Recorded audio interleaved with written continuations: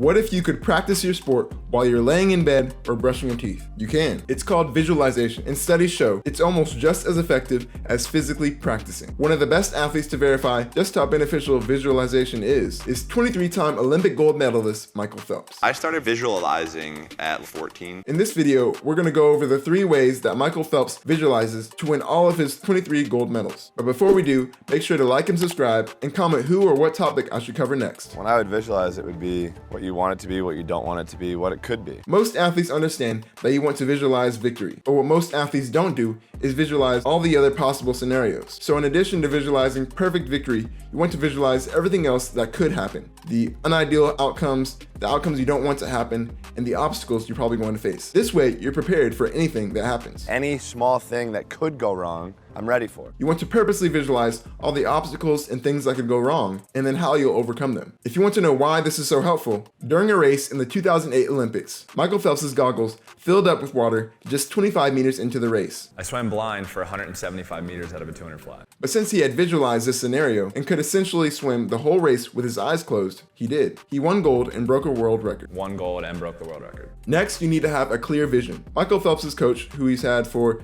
over a decade, tells a story about one time Michael Phelps came to him telling him that he had a recurring dream about getting a certain time. He said, I keep swimming and I look up at the scoreboard and I see 3:07. Months later at the Beijing Olympics, he got that exact time. The hair stood up on my neck when I looked at the scoreboard in Beijing and it said 3:07 flat. So don't just visualize generalities. Visualize the exact number of goals, the exact number of points, or a certain time you're trying to hit. Of course, you're not going to get that exact outcome every time, but the point is that you will increase your belief of achieving that desired outcome. And with a strong enough belief, you might get near that outcome, hit that exact outcome, or even surpass your desired outcome. The reason this works is that your mind doesn't know fiction from reality if it has a strong enough vision. The brain cannot distinguish between something that's vividly visualized and something that's real. If you visualize something you've never done over and over and over, then you'll trick your brain into thinking that you can do what you visualized. And last, to have the most vivid and real visualizations, make sure you are engaging all of your senses. Phelps' coach, who taught him how to visualize, said this. I want them to smell the chlorine. I want them to see what everything's going to be like.